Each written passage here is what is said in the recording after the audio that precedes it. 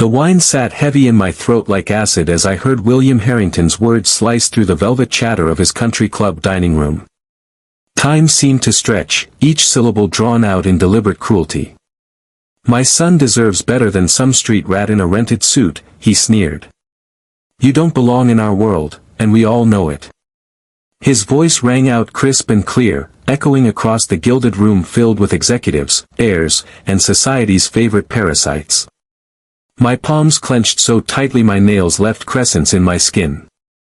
Eyes, 20-something of them, shifted between me and William, like they were watching a boxing match they never paid for. Most didn't even hide their curiosity. I didn't move. Didn't blink.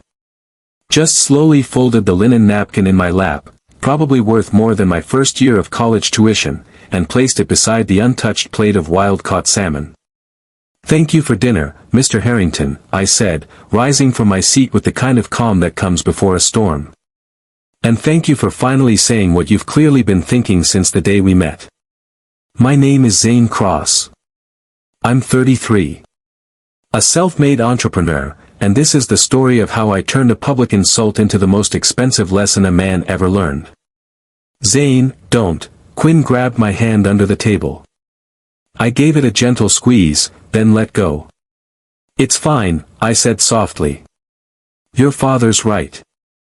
I should know my place." The smug grin on William's face at that moment, that triumphant sneer of a man who believed he'd finally vanquished the underdog, was seared into my memory. What he didn't realize was that his words didn't crush me. They awakened something that had been too quiet for too long. I walked out of that ivory palace of money and old power without looking back. Past the paintings worth millions. Past the butlers who wouldn't meet my eye. Past the Bentley he bragged about costing more than I'd make in 5 years. I got into my Toyota, the one he scoffed at, and drove off without a word. Quinn followed me, catching up before I could even start the engine. "I'm sorry," he said breathlessly, his voice cracking. I had no idea he'd say that. I pulled him into an embrace. "This isn't your fault. But don't try to make him apologize. He said what he meant. Please don't let him ruin what we have." "He won't. I'll call you tomorrow." As I drove away from the Harrington estate, the house faded in my rearview mirror like a relic from a world I was never supposed to enter. My phone vibrated, probably his mother or his sister, trying to play peacemaker. But I had more important calls to make. "Danielle," I said through my car's speaker as I merged onto the highway. "Yes, Mr. Cross." "Cancel the Harrington merger." "Sir. We're signing Monday. It's a $2 billion deal." "I'm aware." "Terminate it." "But." "Send the termination notice tonight. Cite irreconcilable differences in culture and values." There was a pause. Then her tone changed. "He insulted you. In front of a room full of witnesses. Called me garbage. Now we show him what trash can do." Her fingers were already tapping furiously. "Should I leak it to Bloomberg?" "Not yet. Let him wake up to the official email first. Noon tomorrow, let the press have it." "Understood." "Anything else?" "Yes. Call Fairchild Corporation. Set a meeting for Monday." Going after his top competitor? I think it's time I made an example out of the king. By the time I arrived at my penthouse, my phone lit up with an incoming call, Martin COULDN, CFO of Harrington Industries. "Mr. Cross, I'm sorry to call so late, but we just received a merger termination notice." "There's no mistake, Martin." "But the board, shareholders. They should have thought of that before William humiliated me at his dinner table. Good night."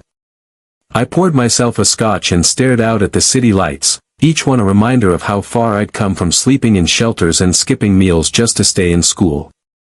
William thought he knew me. He'd read my past. But he hadn't understood my present. He didn't know Cross Technologies was mine. He didn't know I had built a shadow empire, holding companies, private boards, hidden partnerships. I had spent years building a business that was always underestimated, always unseen, until I wanted it to be seen. That night, I slept like a man who had just lit a fuse. By morning, I had 47 missed calls. 6 from William. Danielle called during breakfast. Bloomberg's picked it up. Financial press is all over it. Give them the standard line, Cross Technologies is seeking partners that align with our vision. Also, William is in the lobby. I almost spat my coffee. Seriously? He's been here for 20 minutes. Want me to throw him out? No. Put him in conference room C, make him wait 30 minutes. You're evil. I'm punctual. When I entered the conference room, William stood, looking less like a CEO and more like a man who had slept in his car. His suit was wrinkled. His hair a mess. Zane, he said, voice cracking. I came to apologize. I sat down. You have 5 minutes. He launched into some rehearsed damage control speech. I let him finish, then asked, why should I do business with someone who thinks I'm trash? It's not personal. You made it personal. You looked into my past, didn't you? Found the foster homes, the free lunch programs, the night shifts. But you stopped there. You never looked at where I was going. I stood, walked to the window. You think I got lucky. But the truth is, I built something you'll never understand. I built something for people like me. People you'd never hire. People who didn't grow up with connections or a silver spoon. That's what Cross stands for. I turned back. Your company stands for everything I've spent my life fighting against. This will destroy us, he said quietly. Then maybe it should. The world doesn't need more companies run by men who think respect is earned through inheritance. It needs vision. And values. What about Quinn? He blurted. You'll destroy his future. I looked him in the eye. Quinn doesn't need your inheritance. He has his own mind, his own heart. And he loves me. That's more than you've ever given him.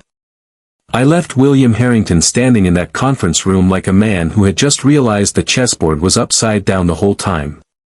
Danielle met me outside. Fairchild is ready.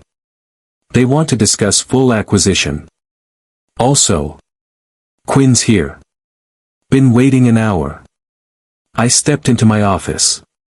There he was, curled in my chair, eyes red but calm. I saw the feed, he said. Heard everything. And I'm sorry. I let him treat you like that for too long. You don't have to apologize. I do. I want to build something with you. From scratch. No trust funds. No backroom deals. Just us. Are you sure? He smiled. Zane Cross, you declared war on my father. I've never loved you more. My phone rang again. Danielle. Sir, Harrington's board is discussing replacing William. They might reach out directly. I put her on speaker. Tell them we're open to merging under new leadership. Emphasis on new. Quinn's eyebrows raised. You're going to remove him? I'm going to give the board a choice. Evolve, or perish. He nodded. He'll fight it. I hope he does. This is going to get ugly. Probably. My sister's gonna write a sad song. Tell her to leave me out of the lyrics. We both laughed. Then he kissed me. By Monday, William was out. By Tuesday, we merged, Cross and the new Harrington. By Wednesday, Quinn joined the board, turning down a spite-funded offer from his father. By Thursday, William had learned the costliest lesson of his life. Never call someone garbage unless you're prepared to be taken out with it. If you ever felt underestimated, overlooked, or insulted, remember this: you are not defined by where you started. You are defined by what you build. If you love this story of revenge, justice, and power, hit that like button, subscribe, and share it with someone who needs a reminder that success is the best response.